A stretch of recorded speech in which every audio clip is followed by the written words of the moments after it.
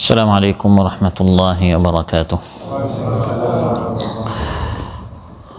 الحمد لله رب العالمين، والصلاة والسلام على سيد الأنبياء وأشرف المرسلين وعلى آله وصحبه أجمعين. أما بعد، فأعوذ بالله من الشيطان الرجيم. بسم الله الرحمن الرحيم. إن في ذلك لآيات وإن كنا لمبتلين। আল্লাহ তাআলা ইরশাদ করেন, নিশ্চয় তাতে অনেক আয়াত, ইবরত, শিক্ষা, সবক রয়েছে, আর নিশ্চয় আমি হচ্ছি পরীক্ষাকারী। বিন ইমরানের এই মসজিদ আয়োজিত আজকের এই মাহফিলে উপস্থিত সম্মানিত মুসলিম ভাইরা,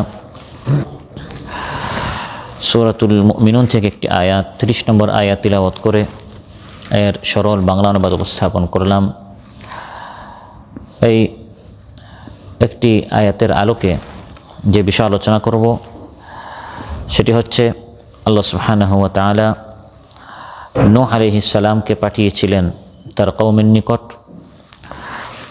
দীর্ঘদিন যাবৎ তিনি তাদেরকে দাওয়াত দিলেন, কোরআনের ভাষায় 950 বছর, কিন্তু তারা দাওয়াত কবুল করল না। 950 বছর অনেক কাহিনীর পর তারা ধ্বংস হলো। পুরা ঘটনা উল্লেখ করার পর আল্লাহ তাআলা বলেন, তাতে অনেক শিক্ষা রয়েছে, আর নিশ্চয় আমি পরীক্ষা এভাবে নিয়ে থাকি। কওমে নূহের এই ঘটনা থেকে আমরা কি শিখলাম, শিক্ষণীয় বিষয় কি, এই বিষয়টা আমি আলোচনা উপস্থাপন করব ইনশাআল্লাহ। সম্মানিত ভাইরা, 950 বছর পর্যন্ত নূহ আলাইহিস সালাম তিনি তার কওমকে দাওয়াত দিয়েছেন, নানাভাবে তাদের হিদায়াতের জন্য চেষ্টা করেছেন। 950 বছর পর্যন্ত তিনি তাদেরকে দাওয়াত দিয়েছেন, কিন্তু তারা দাওয়াত কবুল করল না। তারা মশকারি করত, ঠাট্টা করত, হাসাহাসি করত। প্রতিবারই নূহ আলাইহিস সালাম বলতেন, একদিন আসবে যেদিন আমি বিজয়ের হাসি হাসব, আর তোমরা যে আমাকে নিয়ে, আমার দাওয়াতকে নিয়ে মশকারি করছো, একদিন তোমরা ধ্বংস হবে। তাতে তাদের মশকারির মাত্রা আর বেশি বেড়ে যেত।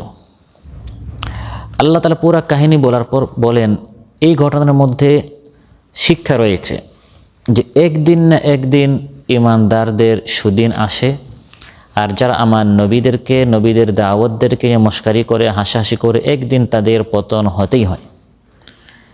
সেটা বন্যার মাধ্যমে হোক, প্লাবনের মাধ্যমে হোক, ভূমিকম্পের মাধ্যমে হোক, বিকট শব্দের মাধ্যমে হোক, অগ্নিকাণ্ডের মাধ্যমে হোক, অ্যাক্সিডেন্টের মাধ্যমে হোক, যে কোনোভাবে হোক শাস্তি আসবে এবং তারা ধ্বংস হবে, ইমানদারেরা বিজয় হবে। কওমে নূহের এই যে বিস্তারিত আলোচনা আল্লাহ তাআলা করলেন, এরপর আল্লাহ তাআলা বলছেন যে এখানে ইমানদারদের জন্য শিক্ষা রয়েছে।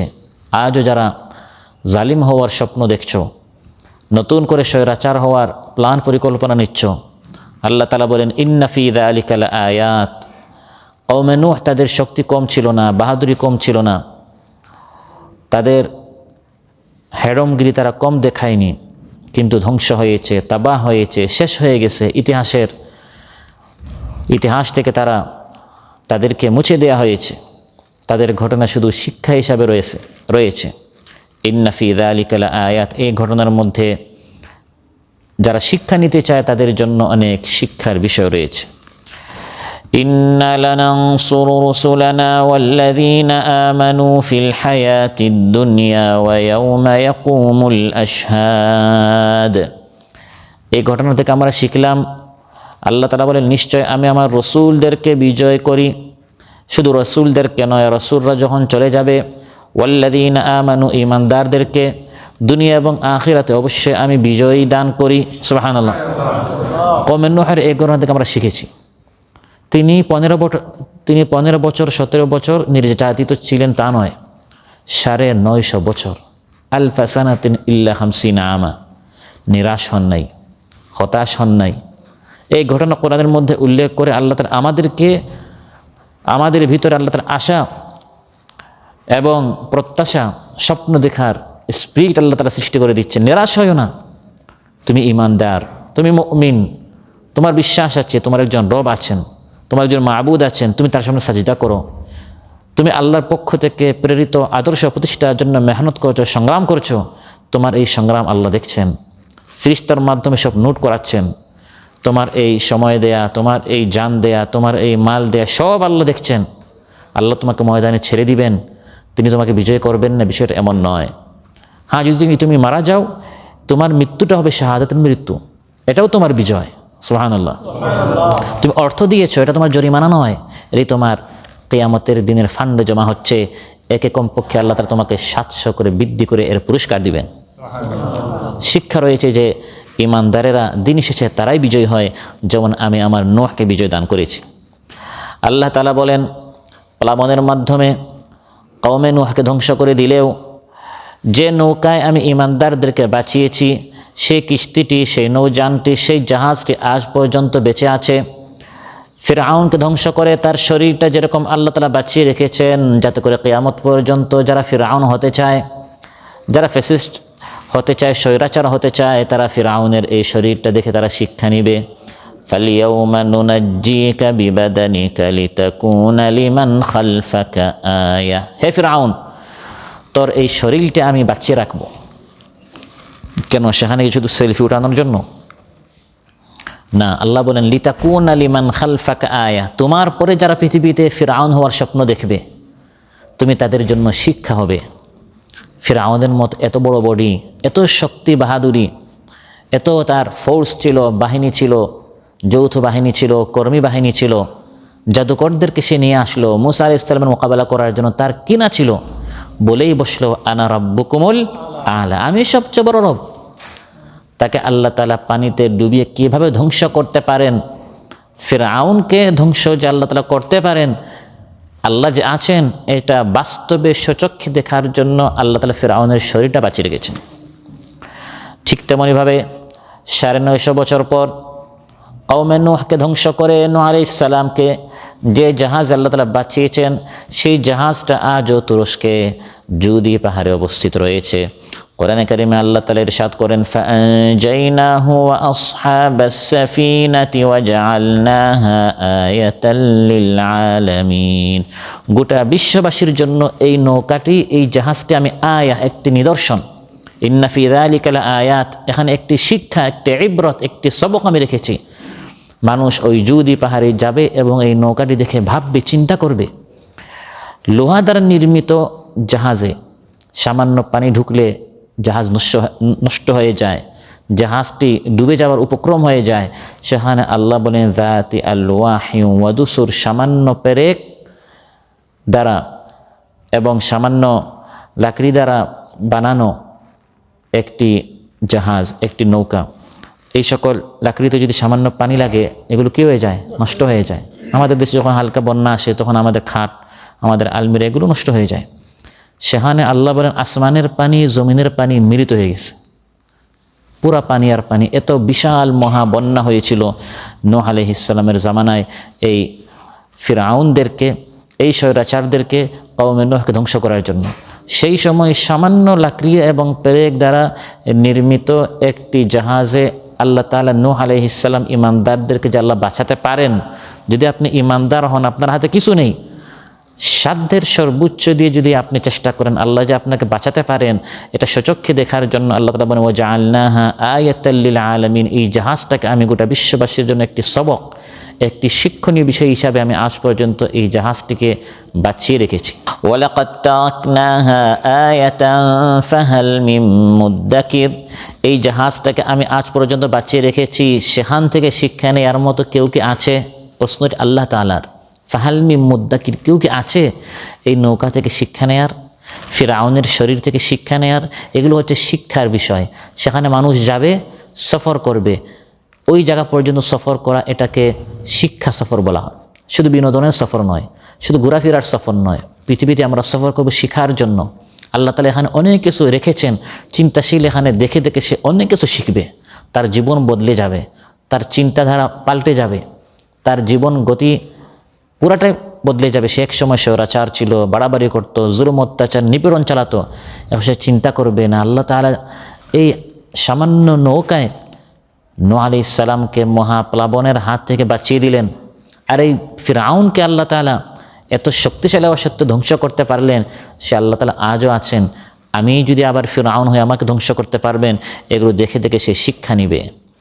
আমাদেরকে উদ্দেশ্য করে আল্লাহ তাআলা বলেন, ইন্না লাম্মা তাগাল মাউ হামালনাকুম ফিল জারিয়াহ লিনাজআলাহা লাকুম তাযকিরাতাও ওয়া তা'ইয়াহা উযুনুন ওয়া'ইয়াহ। যখন মহাবন্যা এসেছিল, আমাদেরকে আল্লাহ বলছেন, তোমাদের বাপ দাদাদেরকে, পূর্বপুরুষদেরকে আমি জাহাজে উঠিয়েছিলাম, তাদেরকে বাঁচিয়েছিলাম। ৮০-৮২ জন নূহ আলাইহিস সালামের উপর ঈমান আনার ফলে তাদেরকে জাহাজে উঠানো হয়েছিল, তারা বেঁচে ছিল, বিধায় আজ আমরা পৃথিবীতে আসতে পেরেছি। আমাদের প্রতি অনুগ্রহ করে আল্লাহ তাআলা বলেন, যদি আমাদের বাপ দাদারা নৌকায় উঠতে না পারত, আমাদের পূর্বপুরুষরা ঈমান না আনার কারণে বন্যায় মারা যেত, আজ আমাদের অস্তিত্ব হতো না, আমরা বাঁচতে পারতাম না। আল্লাহ তাআলা বলেন, দয়া করে আমি তোমাদেরকে পৃথিবীতে এনেছি, অতএব এই জাহাজটি বিশ্ববাসীর জন্য একটি নিদর্শন। কান পেতে যারা শুনে তারা এখান থেকে সবক নিতে পারে। উযুনুন ওয়া'ইয়া, কান পেতে উপদেশ গ্রহণ করার জন্য সকল আলোচনা যারা শুনে তারা এখান থেকে অনেক কিছু শিখতে পারে। অতএব নূহ আলাইহিস সালামের এই ঘটনা বলে আল্লাহ তাআলা বলছেন, এই সকল কাহিনী কোরআনের আমি এই জন্য বর্ণনা করি না টাইম পাস করার জন্য। মানুষ সাধারণত ঘটনা, কিচ্ছা, কাহিনী শুনে সময় পাস করার জন্য, কিছু বিনোদন পাওয়ার জন্য। কোরআনের ঘটনার সিস্টেম হচ্ছে ইন্না ফি যালিকা লাআয়াত, যতটুকু শিক্ষা আছে ততটুকু কোরআন বর্ণনা করে। অযথা বিষয় নিয়ে কোরআন লম্বা কাহিনী উল্লেখ করে না। কয়জন ছিল, কতজন ছিল, সংখ্যা কত, রং কী, কোন দেশে, কোন সময়, এ সকল বিষয়ে কোনো একটি ঘটনা যখন কোরআন উল্লেখ করে এতে বিস্তারিত আলোচনা না করে এখান থেকে কি শিখলাম, শিক্ষণীয় বিষয়ের উপর কোরআন বেশি আলোকপাত করে গুরুত্ব দিয়ে থাকে। নূহ আলাইহিস সালামের ঘটনা উল্লেখ করে আল্লাহ বলেন, এখানে অনেক কিছু শিক্ষা রয়েছে। এই ঘটনা থেকে আমরা শিখলাম, যুগে যুগে নবীর অবর্তমানে নবীদের দাওয়াত যারা পেশ করে, তারা যা বলে কোরআন থেকে সুন্নাহ থেকে, যতক্ষণ তারা বলে তাদের প্রত্যেকটি কথা সত্য।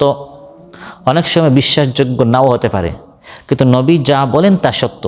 এটি নূহ আলাইহিস সালামের ঘটনা থেকে আমরা শিখলাম। কিভাবে? নূহ আলাইহিস সালাম যখন জাহাজ বানাচ্ছিলেন, আল্লাহ তাআলা ইশারা করেছেন, নূহ আলাইহিস সালামকে বলে দিয়েছেন, হে নূহ, ৯৫০ বছর তুমি এই সকল লোকদেরকে দাওয়াত দিয়েছ।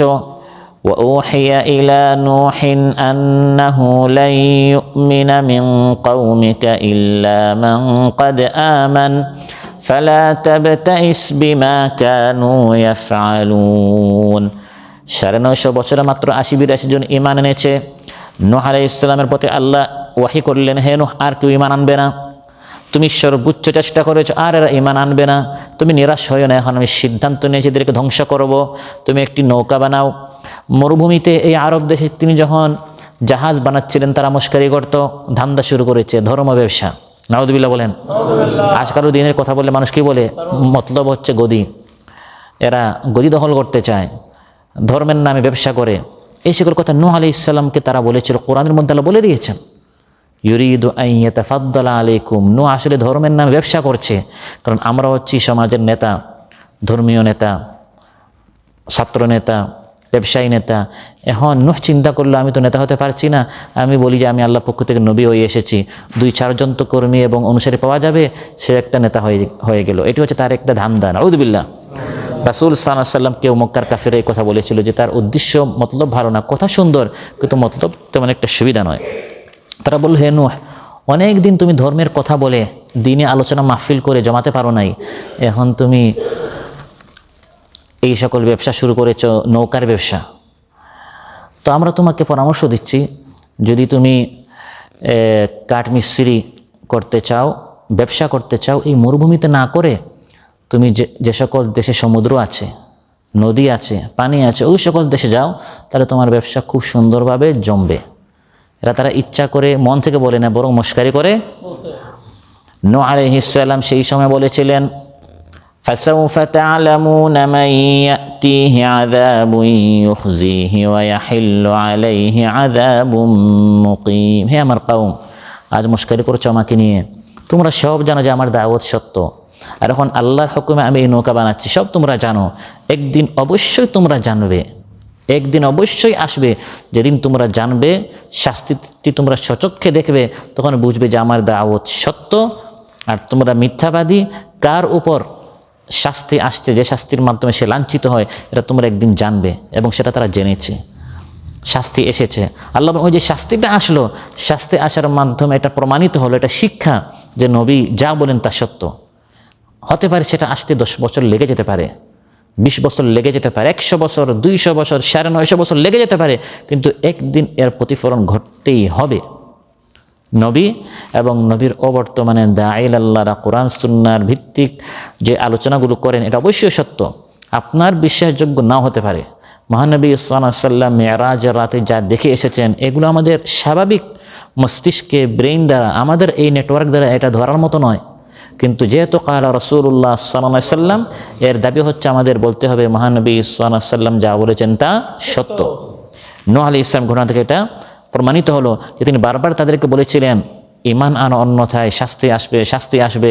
তিনি নৌকা বানাচ্ছেন, এটাও একটি তাদের জন্য ইশারা ছিল, এখনও ঈমান নিয়ে আসো, এখন কিন্তু ব্যবস্থা হয়ে যাচ্ছে তোমাদের ধ্বংসের, তাও তারা ঈমান আনে নাই। পরামর্শ দিচ্ছে এখান থেকে চলে যাও, যেখানে পানি পাওয়া যায় সেই সকল দেশে। আল্লাহ তাআলা যে এই মরু প্রান্তকে, মরু দেশকে যে আল্লাহ তাআলা পুরাটা পানিতে ডুবিয়ে দিতে পারেন, এটা আল্লাহ তাআলা দেখিয়ে দিলেন যে আল্লাহ তাআলা যখন কিছু চান তখন বলেন কুন ফায়াকুন, সঙ্গে সঙ্গে হয়ে যায়। নূহ আলাইহিস সালামের কওমের এই ঘটনা থেকে বড় আরেকটি জিনিস আমরা শিখলাম, সেটি হচ্ছে যুগে যুগে শিরকের সূত্রপাত হয় বড় বড় বুজুর্গ, আকাবির, ইমাম, মুর্শিদ, সিদ্দিক, ওয়ালি, নবী, আম্বিয়া ইত্যাদি, তাদের ক্ষেত্রে বাড়াবাড়ি সীমালঙ্ঘন করার মাধ্যমে। যুগে যুগে শিরকের সূত্রপাত এখান থেকে শুরু হয়, অতিরঞ্জন করা, বাড়াবাড়ি করা। নূহ আলাইহিস সালামের জামানায় শিরক এখান থেকে শুরু হয়েছিল। প্রথমে যখন আল্লাহ তাআলা আদম আলাইহিস সালামকে পাঠান, পৃথিবীতে কোনো মুশরিক ছিল না, সবাই ইমানদার ছিল। এভাবে 1000 বছর কাটলো। তারপর আস্তে আস্তে শিরকের সূত্রপাত কিভাবে হলো? সূরাত নূহে আল্লাহ তাআলা 5 জন নেককার ওলির নাম বলেছেন, তার প্রিয় বান্দার নাম বলেছেন, ওয়াদ, সুয়া, ইয়াগুস, ইয়াউক, নাসর। এরা কারা? বুখারী মুসলিমের বর্ণনা, ইবনে আব্বাস রাদিয়াল্লাহু আনহু বলেন, হাদিহি আসমাউ রিজালিন সালিহিন মিন কওমি নূহ। এরা হচ্ছে কওমে নূহের মধ্যে নেককার কয়েকজন বান্দা। ফালাম্মা হালাকু আওহা শাইতানু ইলা কওমিহিম আন ইনসিবু ইলা মাজালিসিহিম আল্লাতী কানু ইয়াজলিসুনা ফিহা আনসাবা। তারা যখন মারা গেল, শয়তান এসে তাদের অনুসারীদেরকে বলল, ভালো লোকগুলো মারা গেল, এরা আল্লাহর ওলি ছিল, বুজুর্গ ছিল, আল্লাহর প্রিয় ভাজন ছিল, আল্লাহর সন্তোষ ভাজন ছিল, এক কাজ করো, তাদেরকে দেখলে আল্লাহর কথা স্মরণ হবে, তোমাদের বৈঠকখানায়, মজলিসে, ইবাদতখানায় তাদের আকৃতি বানাও, ভাস্কর্য বানাও, মূর্তি বানাও, পূজা করা যাবে না, শুধু ভাস্কর্য বানাও, তাদেরকে দেখে আল্লাহর কথা স্মরণ হবে। এবং এই মূর্তিগুলো তাদের নামে নাম রাখো, একজনের নাম ওয়াদ, একজনের নাম সুয়া, ইয়াগুস, ইয়াউক, নাসর, ওই তাদের নামে মূর্তিগুলোর নাম রাখো, তাদেরকে দেখে দেখে আল্লাহর কথা স্মরণ হবে। ফাফা আলু ফালাম তুবা, শয়তান বলে যে তারা তাই করলো, কিন্তু পূজা করে নাই। এই প্রজন্ম যখন চলে গেল, পরের প্রজন্মকে বলল শুধু এরকম বানালে হবে, শ্রদ্ধা জানাতে হবে, তাদেরকে শ্রদ্ধা জানালো। এরপরে প্রজন্মকে বলল গিয়ে একটু মাথা নত করতে হবে, এরপরে প্রজন্মকে বলল রুকু করতে হবে, এরপরে প্রজন্মকে বলল সাজিদা করতে হবে। ধাপে ধাপে শয়তান তাদেরকে শিরকে নিমজ্জিত করলো। এর সূত্রপাত হচ্ছে এই আল্লাহর প্রিয় বান্দাদের ক্ষেত্রে তার বাড়াবাড়ি করেছে, তাদেরকে অতি শ্রদ্ধা, অতি সম্মান দেখাতে গিয়ে তাদের আকৃতিতে যে ভাস্কর্য বানালো, এখান থেকে শিরকের সূত্রপাত হয়েছে। একজন ব্যক্তি, সে আল্লাহর ওলি হতে পারে, সে হতে পারে সাবেক একটি দলের প্রধান, কোনো একটি গোষ্ঠীর সে খুব প্রিয় ভাজন হতে পারে, তাদের কলিজার টুকরো হতে পারে, তাদের আদর্শ মডেল হতে পারে, কিন্তু তার আকৃতিতে পুরা দেশের সর্বত্র মূর্তি বানানো, ভাস্কর্য বানানো, বা তার মাজারে গিয়ে সাজদা করা, তার নিকট চাওয়া, এগুলো সব হচ্ছে বাড়াবাড়ি, সীমালঙ্ঘন। আল্লাহর এই প্রিয় বান্দারা যদি আজ জীবিত হতো, তারা তাদের অনুসারীদেরকে সবার আগে ধিক্কার জানাতো, আমরা তো তোমাদেরকে লা ইলাহা ইল্লার দিকে দাওয়াত দিয়েছি, আমাদের পূজার দিকে নয়। যখন তারা এই শিরকে নিমজ্জিত হলো, তখন আল্লাহ তাআলা নূহ আলাইহিস সালামকে পাঠালেন। এর আগে রাসূল আছেন, কারণ সবাই ইমানদার ছিল। যখন আস্তে আস্তে শিরক আসলো, শুরু হলো, তখন প্রথম রাসূল নূহ আলাইহিস সালাম আসলেন। আল্লাহ বলেন এই ঘটনার মধ্যে শিক্ষা আছে, ইন্না ফি যালিকা লাআয়াত। কি শিখলাম আমরা? এটা শিখলাম যে আমাদের জামানায় যারা ওলি আউলিয়া আছেন, লোকটা আল্লাহর প্রিয় বান্দা হতে পারে সে আল্লাহর অনেক প্রিয় বান্দা, কিন্তু সে তো মাবুদ না, সে তো আল্লাহ না। আমি তো তার পূজা করতে পারি না, আমি তো তার সামনে গিয়ে সাজদা করতে পারি না। ওই বাড়াবাড়ি করতে করতে, অতি শ্রদ্ধা, অতি সম্মান করতে করতে আমি তার সামনে যদি মাথা নত করে ফেলি, পরবর্তী প্রজন্ম গিয়ে সাজদা করবে, জানোয়ার পশু তার নামে জবাই করবে, মান্যত করবে, তাহলে যে কাজটি দুর্গায় হচ্ছে সে কাজটা আমি দরগায় শুরু করে ফেললাম, যে কাজটি মন্দিরে হচ্ছে সে কাজটা আমি মাজারে শুরু করে ফেললাম। শুধু ওই ব্যক্তি, তাকে আমরা বলি হিন্দু, আমার নাম মুসলিম, এজন্য আমাকে আল্লাহ জান্নাত, তাকে জাহান্নাম দিয়ে দিবেন, অথচ আমরা দুইজনের কাজ একটি করলাম, এরকম তো হতে পারে না। দুইজনে আমরা কাজ একটাই করছি, আল্লাহকে বাদ দিয়ে গায়রুল্লাহর নিকট চাওয়া হচ্ছে। অতএব নূহ আলাইহিস সালামের এই ঘটনা থেকে যেটা আমরা শিখলাম যে অধিকাংশ ক্ষেত্রে শিরকের সূত্রপাত হয় অলি আউলিয়া, আল্লাহর বুজুর্গ, আকাবির, মুরব্বী, ইমাম, মুর্শিদ, ওলি, সিদ্দিক, নবী ইত্যাদি আল্লাহর যে প্রিয় ভাজন যারা আছে তাদের ক্ষেত্রে অতি বাড়াবাড়ি করা। আপনি খ্রিস্টানদের দিকে তাকান, খ্রিস্টানরা মুশরিক হয়েছে কেন? তারা ঈসা আলাইহিস সালামকে উঠাতে সীমা লঙ্ঘন করতে করতে, অতিরঞ্জন করতে করতে একবারে মাকামে রুবুবিয়ত, আল্লাহর মাকামে তাকে পৌঁছে দিয়েছে। এটি আজ আমাদের দেশে হচ্ছে। শাহ পুরাণ বলেন, শাহ জালাল বলেন, শাহ মকদুম বলেন, শাহ মানত বলেন, শাহ আলী বলেন, শাহ মুস্তাফা বলেন, যত শাহ আমাদের দেশে বলা হয় তারা আল্লাহর প্রিয় ভাজন হতে পারে। যেরকম ঈসা আলাইহিস সালাম, তিনি আল্লাহর শত্রু ছিলেন, নাউযুবিল্লাহ, যদি আমরা বলি না, তিনি আল্লাহর নবী, কিন্তু তাকে নবী হিসাবে সম্মান করতে হবে, আল্লাহ হিসাবে নন। ঠিক তেমনি এই সকল ওলি আউলিয়ারা, তাদেরকে আল্লাহর মাকামে নিয়ে আমরা সম্মান করব না, বরং তাদেরকে আমাদের মতো মানুষ, হ্যাঁ তারা আমাদের চেয়ে অনেক শ্রেষ্ঠ হতে পারেন, তারা আমাদের চেয়ে আল্লাহর অনেক প্রিয় ভাজন হতে পারেন, কারণ তারা ওলি ছিলেন, তারা অনেক বুজুর্গ ছিলেন, কিন্তু তারা আল্লাহ নন।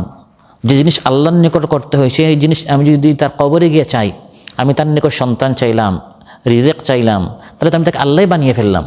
এই কাজটি কওমে নূহ করেছিল, ওই কওমকে বাঁচানোর জন্য আল্লাহ তাআলা নূহ আলাইহিস সালামকে পাঠিয়েছিলেন। এই ঘটনা থেকে আমরা এটাই শিখলাম, অতএব আমাদের জাতি, আমাদের দেশের জন্য এর পুনরাবৃত্তি না হয়, এজন্য আল্লাহ তাআলা এই ঘটনা উল্লেখ করে বলছেন, এখানে তোমাদের জন্য শিক্ষা রয়েছে, তোমরাও অতিরঞ্জন করিও না। এই ঘটনা থেকে আমরা এটাও শিখলাম, যুগে যুগে এই পৃথিবীতে ইমানদারেরাই বেঁচে থাকে, আর যারা ইমানদারদেরকে হুমকি দামকি দিয়ে শেষ করে ফেলবো, ফাঁসির কাস্টে ঝুলিয়ে খতম করে ফেলবো, ক্রসফায়ারে দিব, এই দিব সেই দিব, তারা শেষ হয়, ইমানদাররা বেঁচে থাকে। নূহ আলাইহিস সালামের আশেপাশে কারা ছিল? সমাজে যারা কৃতদাস ছিল, তাদের ভাষায় গোলাম ছিল, চাকর ছিল, তাদের নিকট কাজ করত, এই সকল লোকেরা নূহ আলাইহিস সালামের আশেপাশে ঘোরাঘুরি করত, তার উপর ঈমান এনেছিল। আর সমাজের কোরআনের ভাষায় মালা বলা হয়েছে, বড় বড় নেতা নেত্রী, টাকা পয়সার অঢেল সম্পদের মালিক, সমাজপতি এবং প্রভাব প্রতিপত্তি তাদের হাতে, তারা ঈমান আনে নাই, কিন্তু এরা খতম হয়েছে, এরা শেষ হয়েছে। নূহ আলাইহিস সালাম এবং ঈমানদারদেরকে আল্লাহ তাআলা নূহকে বাঁচিয়ে দিলেন, এবং আল্লাহ তাআলা বলে দিলেন, ওয়াজআলনা যুররিয়াতাহু হুমুল বাকিন। ওয়াজআলনা যুররিয়াতাহু, এই নূহ আলাইহিস সালামের বংশধরকে, হুমুল বাকিন, এটা আমরা বাংলায় বলি, বাকি মানে কি? অবশিষ্ট। বাকি আমরা বাংলায় বলি যে ভাই আপনার বকিয়া কত, এটা আসলে আরবি শব্দ, বকিয়া বাকি থেকে এসেছে। নূহ আলাইহিস সালামের বংশধররা আজ পৃথিবীতে বেঁচে আছে, বাকি আছে। আর ওই সময়ে যারা নমরুদ ছিল এবং নমরুদের আশেপাশে বড় বড় মন্ত্রী মিনিস্টার এবং তার 5টা গোলাম যারা ছিল, যারা নমরুদকে লেলিয়ে দিত নূহ আলাইহিস সালামের বিরুদ্ধে, যারা ওই জামানায় নূহ আলাইহিস সালামের সময় যারা বড় বড় মানে জালিম ছিল, সমাজপতি ছিল, যারা ওই জামানার নূহ আলাইহিস সালামের উপর বেশি জুলুম করত, আল্লাহ তাআলা তাদের সবাইকে বন্যায় ধ্বংস করে দিলেন, আর নূহ আলাইহিস সালাম এবং ঈমানদারদেরকে নৌকায় বাঁচিয়ে দিলেন। তাহলে শেষ পরিণতির দিক দিয়ে বেঁচে গেল নূহ আলাইহিস সালাম এবং ঈমানদারেরা। আজ পৃথিবীতে আমরা যত মানুষ আছি সবাই হচ্ছে নূহ আলাইহিস সালামের আওলাদ, এই জন্য তাকে আবুল বাশার ইসানি বলা হয়, দ্বিতীয় আদি পিতা। প্রথম হচ্ছেন আদম আলাইহিস সালাম, দ্বিতীয় হচ্ছেন নূহ আলাইহিস সালাম। আজ পৃথিবীতে নূহ আলাইহিস সালামের আওলাদের বাহিরে কেউ নেই। তার 4 সন্তান ছিল, একজন ঈমান আনে নাই, কানান, সে ধ্বংস হয়েছে, আর 3 জন ছিল, সাম, হাম, ইয়াফিস। আজ পৃথিবীতে সবাই হচ্ছে নূহ আলাইহিস সালামের আওলাদ। কুরআনের মধ্যে আল্লাহ বলেন, ওয়াজআলনা যুররিয়াতাহু হুমুল বাকিন, যারা নূহ আলাইহিস সালামকে মেরে বেহুশ অজ্ঞান করে ফেলে এখান থেকে সরিয়ে দিত আর হুমকি দিত, হে নূহ, তোমাকে পাথর মেরে মেরে শেষ করে দিব, তোমাকে আমাদের এলাকা থেকে বের করে দিব। আজ তোমরাই বের হয়ে চলে গেলে, আজ তোমরাই পালিয়ে চলে গেলে, আর যাদেরকে তোমরা খতম করতে চাইলে, ফাঁসির কাস্টে ঝুলালে, এত চেষ্টা করলে, আজ তাদের উত্থান হচ্ছে। আলহামদুলিল্লাহ, শিক্ষাঙ্গনে আজ তাদের উত্থান। রাজনীতিতে, অর্থনীতিতে, সমাজনীতিতে, সব জায়গায় আজ দেশের মানুষ তাদের আদর্শ গ্রহণ করেছে, আর তোমাদেরকে মানুষ প্রত্যাখ্যান করেছে। ইতিহাস বারবার আমাদেরকে দেখায় ইসলামের এই সুমহান আদর্শ যারা আঁকড়ে ধরে, যারা এটাকে প্রতিষ্ঠা করার জন্য চেষ্টা করে, নূহ আলাইহিস সালামের জামানায় যেরকম আল্লাহ তাআলা কাফির মুশরিকদেরকে ধ্বংস করে নূহ আলাইহিস সালামকেই বাকি রেখেছেন, তার আওলাদরা আজ বাকি আছে। ঠিক তেমনিভাবে নূহ আলাইহিস সালামের মতো যারা ইসলামের এই মহা আদর্শকে প্রতিষ্ঠা করার জন্য মেহনত করে, তারাই বাকি থাকে। সুবহানাল্লাহ। রাসূল সাল্লাল্লাহু আলাইহি ওয়াসাল্লামের একে একে পুত্র সন্তানরা মারা যাচ্ছিল, কন্যা সন্তানরাই বেঁচে থাকতো। তার 7 সন্তানের মধ্যে 3 জন পুত্র সন্তান ছিল, আব্দুল্লাহ ছিল, কাসিম ছিল, তৃতীয় ইব্রাহিম ছিল। সবাই একে একে মারা যাচ্ছে। কাফির মুশরিকরা হাসাহাসি করা শুরু করলো, মুহাম্মদকে নিয়ে চিন্তা করিও না, মুহাম্মদের আদর্শ আর বাকি থাকবে না, শেষ হয়ে যাবে, কারণ তার ছেলেরাই মারা যাচ্ছে। একজন নেতা তার আদর্শ বাঁচিয়ে রাখার জন্য তার সন্তানরা যদি পৃথিবীতে থাকে, তখন তারাই তার আদর্শকে প্রতিষ্ঠা করে। মুহাম্মদ মারা যাবে, তার আদর্শ শেষ হয়ে যাবে, সে লেজ কাটা। আল্লাহ তাআলা আয়াত নাজির করলেন, আমার হাবিব লেজ কাটা নয়, ইন্না শানিআকা হুয়াল আবতার। হে নবী, আপনারা যারা বিরোধিতা করে তারা লেজ কাটা হবে। আপনার রক্তের সন্তান পৃথিবী থেকে চলে যাচ্ছে, এটা আমি প্রমাণিত করার জন্য যে পৃথিবীতে অসংখ্য অগণিত আপনার রুহানি সন্তান আমি দাঁড় করিয়ে দিব।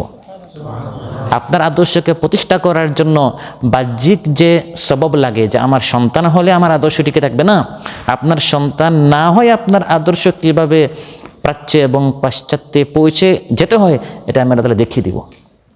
আর তারা শেষ হবে। আজ আবু জাহেলের সন্তান পৃথিবীতে আছে না নাই আমরা জানি না। যদি থেকেও থাকে, তাও আমাদের সামনে এসে কেউ বলতে পারবে, ভাই আমাকে চিনো, আমি হচ্ছে আবু জাহেলের ছেলে, তখন আমরা বলবো, যাক আবু জাহেলকে পাই নাই, তোকে পেয়েছি।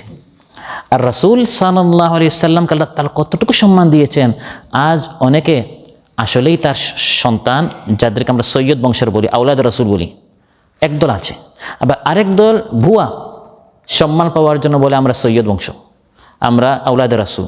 তাহলে আবু জাহেলের সত্যি সন্তান হয়েও পরিচয় দিতে পারে না, কতটুকু লজ্জা।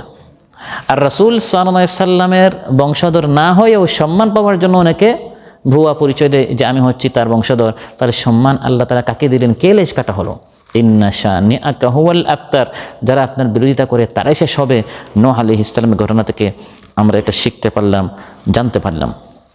অনুরূপভাবে নূহ আলাইহিস সালামের ঘটনা থেকে বড় একটি জিনিস আমরা শিখতে পারলাম, সেটি হচ্ছে এই পথটি, দাওয়াতের এই পথটি, দ্বীনের এই পথটি কখনোই সহজ ছিল না, কখনোই ফুল বিছানো ছিল না, কুসুমাস্তীর্ণ ছিল না। এই পথটি কণ্টকাকীর্ণ, এই পথটি অত্যন্ত কঠিন। এই পথের মধ্যে অনেক জ্বালা যন্ত্রণা, অনেক হামলা মামলা, অনেক ত্যাগ কুরবানি, অনেক স্যাক্রিফাইস করতে হয়। নূহ আলাইহিস সালাম একে একে 950 বছর দাওয়াত দিয়েছেন। তারা পাথর মেরেছে, পাথর মারার হুমকি দিয়েছে। ক্বালু লা ইল্লাম তানতাহি ইয়া নূহ লাতাকুনান্না মিনাল মারজুমিন। হে নূহ, দাওয়াত বন্ধ না করলে পাথর মেরে মেরে তোমাকে শেষ করে দিব। পাথর মেরে মেরে তাকে অজ্ঞান করে ফেলতো। তারা ভাবতো লোকটা মারা গেছে, অনেক দূর ফেলে আসতো। যখন হুঁশ ফিরে আসতো তার, নূহ আলাইহিস সালাম আবার তাদেরকে দাওয়াত দিতেন। এভাবে দাদাদেরকে দাওয়াত দিয়েছেন, বাবাদেরকে দিয়েছেন, সন্তানদেরকে দিয়েছেন, প্রজন্মের পর প্রজন্ম 950 বছর দাওয়াত দিয়েছেন। সুবহানাল্লাহ। সহিহ মুসলিম এসেছে, হুফফাতিল জান্নাতু বিল মাকারিহ ওয়া হুফফাতিন নারু বিশ শাহাওয়াত। জান্নাতের সহজ নয়। নূহ আলাইহিস সালাম যেরকম কষ্ট করে দাওয়াত দিয়েছেন, এভাবে জান্নাতের আশেপাশে কঠিন রাস্তা রয়েছে। আশেপাশে মন যা চায় না তা করতে হবে, তাহলে আপনি জান্নাত পাবেন। আর জাহান্নামের পথটি অনেক সহজ। মন মতো গান বাজনা শুনবেন, গিবত চগলখড়ি করবেন, হারাম খাবেন, জাহান্নামে বান্দা চলে যাবে। আর জান্নাতে যেতে হলে নূহ আলাইহিস সালাম ঘটনা থেকে আমরা শিখলাম, অনেক ত্যাগ কোরবানি করে জান্নাতের জন্য চেষ্টা চালিয়ে যেতে হবে। নূহ আলাইহিস সালামের ঘটনা থেকে আমরা ইন্না ফি যালিকা লাআয়াত, আরেকটি জিনিস আমরা শিখলাম, সেটি হচ্ছে আমাদের কাজ হচ্ছে মেহনত করা। ফল কার হাতে? রেজাল্ট আল্লাহর হাতে। নূহ আলাইহিস সালাম 950 বছরে তার জনশক্তি বৃদ্ধি হয়েছিল 80 থেকে 82 জন। আমাদের এক একটা ক্যাম্পে, এক একটা রুমে, এক একটা আপনার ভিলায় 80-82 জন এমনি মুসলমান পাওয়া যায় কিনা? নূহ আলাইহিস সালাম 950 বছর দাওয়াত দিলেন। 950 বছরের রিপোর্ট আল্লাহ তাআলা দিচ্ছেন, ওয়ামা আমানা মাহু ইল্লা কালিল। কালিল মানে অল্প। ওয়ামা আমান, ইমান আনে নাই মাআহু তার উপর ইল্লা কালিল অল্প ছাড়া, অতি অল্প, তাফসিরে 80 থেকে 82, কয়েক বছরে একজন। 950 বছর, 950কে যদি আপনি 80-82 ভাগ দেন, কয়েক বছরে একজন। আর আমরা 2-1 বার দাওয়াতই নিরাশ হয়ে যাই। কয়েক বছরে একজন ঈমান এনেছে, তিনি নিরাশ হন না, কারণ তাকে আল্লাহ তাআলা দায়ী করে পাঠিয়েছেন, লাঠি চার্জ করে বাধ্য করতে পাঠান নাই। আমার কাজ দাওয়াত দিব, একজন আসলো না 100 জন আসলো এটা আমার কাজ নয়। ফাযাক্কির ইন্নামা আনতা মুযাক্কির লাস্তা আলাইহিম বিমুসাইতির। আমার কাজ হচ্ছে দাওয়াত দিতে থাকতে হবে। ইয়াতিন নবী ওয়া মাআহু রাহতুন, কিয়ামতের দিন এমন নবীরা হাজির হবে যার সাথে কয়েক লোক, 3 থেকে 10। ওয়া ইয়াতিন নবী ওয়া মাআহুর রাজুলু ওয়ার রাজুলান, এমন নবী আসবেন দীর্ঘদিন দাওয়াত দিয়েছেন, তার সাথে উম্মত হচ্ছে 1 জন বা 2 জন। ওয়া ইয়াতিন নবী ওয়া লাইসা মাআহু আহাদ, এমন নবী আসবেন তার সাথে একজনও নাই। আর আমার নবী আসবেন, তার অনুসারী সবচেয়ে বেশি হবে, সুবহানাল্লাহ। আর সংখ্যার দিক দিয়ে 2 নম্বর হবেন হযরত মূসা আলাইহিস সালাম, তার উম্মতের সংখ্যাও অনেক বেশি। আল্লাহ তাআলা কখনো উম্মত না দিয়ে পরীক্ষা করেন, আবার কখনো আমাদের দেশে যেরকম এখন ইসলামের গণজোয়ার হয়েছে, এর মাধ্যমে আল্লাহ তাআলা ঈমানদারদের অন্তরে আত্মতৃপ্তি দান করেন, সুবহানাল্লাহ। আমার নবী আল্লাহ তাআলা খুশি করেছেন, ওয়ালা সাউফা ইউতিকা রাব্বুকা ফাতারদা, আল্লাহ আপনাকে এত বেশি দিবেন, হ্যাঁ নবী আপনি রাজি খুশি হয়ে যাবেন। অনেক নবীর উম্মত 1-2 জন, আর আপনার উম্মত হবে বেশমার, অনেক অনেক বেশি। নাহনু নাহনুল আখিরুনা আস-সাবিকুনা ইয়াউমাল কিয়ামা, দুনিয়াতে আসার দিক দিয়ে আমরা সবার শেষে, জান্নাতে যাওয়ার দিক দিয়ে আমরা সবার আগে। এগুলো আল্লাহ তাআলা আমার নবীকে মহব্বত করে দিয়েছেন, ভালোবেসে দিয়েছেন। নূহ আলাইহিস সালামের ঘটনা থেকে আমরা শিখলাম, আজ হোক কাল হোক মজলুমের দোয়া আল্লাহ তাআলা কবুল করেন। ওয়ালাকাদ নাদানা নূহুন ফালানি'মাল মুজিবুন, আল্লাহ তাআলা বলেন আমার নূহ যখন অসহায় হলেন, জাতি যখন তার উপর কঠিন থেকে কঠিন নির্যাতন চালালো, নাদানা নূহ আমাকে ডেকেছে, ফালানি'মাল মুজিবুন, দোয়া কবুল আমি করেছি, আমি কত উত্তম দোয়া কবুলকারী, সুবহানাল্লাহ। তার দোয়া কবুল করার জন্য আল্লাহ আসমানকে বললেন, আসমান তার অনুগত হয়ে গেল। আসমানকে বললেন হে আসমান বৃষ্টি বর্ষণ করো, জমিনকে বললেন হে জমিন পুরাটা ঝর্ণা হয়ে যাও। জমিন পুরাটাই ঝর্ণা হয়ে গেল, ফাজ্জারনাল আরদা উয়ুনা, পুরা জমিন ঝর্ণা হয়ে গেল। আর আসমান ফাফাতাহনা, আল্লাহ ফাতাহ মানে কি খুলে ফেলা, আবওয়াব মানে দরজা, আল্লাহ বলেন আসমানের সব দরজা আমি খুলে দিলাম, শুধু বৃষ্টি হচ্ছে। জমিনের পানি আসমানের পানি মিলিত হয়ে গেল একজন মজলুমের বদদোয়া বাস্তবায়ন করার জন্য। আসমান জমিনকে আল্লাহ তাআলা তার অনুগত করে দিলেন। আপনি নিরাশ হবেন কেন? আপনি হতাশাগ্রস্ত হবেন কেন? আল্লাহকে ডাকার মতো যদি ডাকতে পারেন, আসমান জমিন সূর্য চাঁদ গ্রহ নক্ষত্ররাজি সবাইকে আল্লাহ তাআলা আপনার পিছনে লাগিয়ে দিবেন আপনার এই দোয়াটি কবুল করার জন্য। এভাবে নূহ আলাইহিস সালামের ঘটনার মধ্যে অনেক কিছু শিক্ষা রয়েছে। বড় একটি শিক্ষার বিষয় হচ্ছে এই কোরআন যে সত্য, এই ঘটনা থেকে আমরা শিখলাম কিভাবে। তিলকা মিন আম্বাইল গায়বি নূহিহা ইলাইকা মা কুনতা তা'লামুহা আনতা ওয়ালা কওমুকা মিন ক্বাবলি হাযা ফাসবির ইন্নাল আকিবাতা লিল মুত্তাকিন। আল্লাহ তাআলা বলেন হে নবী, নূহ আলাইহিস সালাম এবং এই সকল নবীদের এই সকল কাহিনী, এগুলো আগের ঘটনা, এগুলো আপনিও জানতেন না, আপনার কওমও জানতো না। আমি কোরআনে ওয়াহির মাধ্যমে আপনাদেরকে জানিয়ে দিয়েছি। তাহলে এই কোরআন যে আল্লাহর কালাম, এটা আমরা এই ঘটনা থেকে শিখেছি। কারণ আমার নবী তো কোনো ভার্সিটিতে যান নাই, কওমে নূহের সময় তিনি ছিলেন না, তাহলে তিনি কোথা থেকে জানলেন? এর থেকে বোঝা গেল যে এটি অন্য কেউ তাকে জানিয়েছে, তিনি হচ্ছেন আল্লাহ তাআলা। ওয়ালাউ কানা মিন ইনদি গায়রিল্লাহি লাওয়াজাদু ফীহি ইখতিলাফান কাসীরা। আল্লাহ বলেন এই কোরআন আল্লাহ ছাড়া অন্য কারো পক্ষ থেকে যদি আসতো, তাহলে এখানে অনেক ভুল ত্রুটি থাকতো। কত নিখুঁতভাবে, কত সুন্দরভাবে কোরআন এক একটি ঐতিহাসিক ঘটনা উল্লেখ করছে। এর মাধ্যমে প্রমাণিত হচ্ছে এটি কোনো ব্যক্তি, কোনো মানুষ, কোনো ঐতিহাসিকের কোনো রচিত কিতাব নয়, বরং এটি আল্লাহ তাআলা নাজিল করেছেন, যিনি ওই সময় হাজির ছিলেন, উপস্থিত ছিলেন, সব কিছু দেখেছেন, অবলোকন করেছেন, শাহিদ সাক্ষী ছিলেন। তিনি জেনে শুনে দেখে ঘটনা আমাদেরকে জানিয়ে দিয়েছেন। এর মাধ্যমে প্রমাণিত হলো এই কোরআন আমার নবীর কালাম নয়, বরং এটি হচ্ছে আল্লাহর কালাম। এটি এই ঘটনা থেকে আমরা শিখতে পেরেছি। এরকম তাফসিরে আরও অনেক শিক্ষণীয় বিষয় উল্লেখ করা হয়েছে। আয়াতের শেষে আল্লাহ বলেন ওয়া ইন কুন্না লা মুবতালিন, আমি এভাবে উম্মতদেরকে পরীক্ষা করি। প্রতিটা উম্মতকে আল্লাহ পরীক্ষা করেন কিভাবে? নবী রাসূলকে পাঠান। পাঠানোর পর পরীক্ষা করেন উম্মত এই নবীর কথা মানে কি না। মানলে পুরস্কৃত হয়, না মানলে কওমের মতো, কওমে নূহের মতো কি হয়, ধ্বংস হয়। তারা চলে গেল, তারপর আরেক জাতি আসলো, আরেক জাতি চলে গেল, তারপর আরেক জাতি আসলো। ওই ধারাবাহিকতায় এখন আমরা এসেছি। আমরাও চিরকাল থাকবো না। আমরা যদি কেউ ভাবি আমি চিরকাল থাকবো, এটি ভুল ধারণা। কারণ আমার আগের লোকরা যদি চিরকাল থাকতো, আমরা চান্স পেতাম না। তারা গদিটা দখল করে বসতো, আমরা এখন এই আসনে আসতে পারতাম না। আপনি যে রুমের সিটে আছেন, আপনি যে জমির উপরে আছেন, আপনি যে ঘর বাড়ি এখন দখল করেছেন, আপনার পকেটে এখন যে টাকাটা আছে, এটা আপনার আগে যার কাছে ছিল, সে যদি ধরে রাখতে পারতো, আপনার পর্যন্ত আসতো না। যেহেতু তার হাতছাড়া হয়েছে, আপনার এক সময় হাতছাড়া হবে। এই কিছু দিনের জন্য, কিছু সময়ের জন্য আল্লাহ আপনাকে এর মালিক বানিয়েছেন। কওমে নূহের এক ঘটনা থেকে আমরা শিখেছি। কিছুদিন পর তারা চলে গেছে, ওই ধারাবাহিকতাতে আমরা এসেছি। এখন আল্লাহ তাআলা আমাদেরকে পরীক্ষা করেছেন আমরা কি করি। অতএব এই ঘটনা থেকে আমরা এটা শিখলাম যে এই সাময়িক এই সময়টা এখন আমাদের কাজে লাগাতে হবে, আল্লাহর ইবাদত আমাদের কাটাতে হবে। আল্লাহ তাআলা যেরকম হুকুম করেছেন তার হুকুম আহকাম আমাদেরকে জানতে হবে এবং সে অনুযায়ী জীবন যাপন করতে হবে, যাতে করে আমরা আমাদের এই জীবন, আমাদের এই যৌবন, আমাদের এই টাকা পয়সা, এই যে নিয়ামতগুলো আল্লাহ তাআলা আমাদেরকে দিয়েছেন, এই পরীক্ষায় যেন আমরা পাশ করতে পারি। অন্যথায় এক সময় আসবে এগুলো আমার হাতছাড়া হয়ে যাবে। তখন যদি আমি চাই নতুন করে নেক আমল করতে, কবরে যাওয়ার পর, টাকাটা হাতছাড়া হয়ে যাওয়ার পর, যৌবনটা ফুরিয়ে যাওয়ার পর, শ্বাস শেষ হয়ে যাওয়ার পর, তখন তো শুধু আশাই থাকবে, স্বপ্নে থাকবে, এটার কখনো বাস্তবায়ন হবে না। আল্লাহ সুবহানাহু ওয়া তাআলা আমাদের সবাইকে বলার চেয়ে শোনার চেয়ে বেশি আমল করে তৌফিক দান করুন।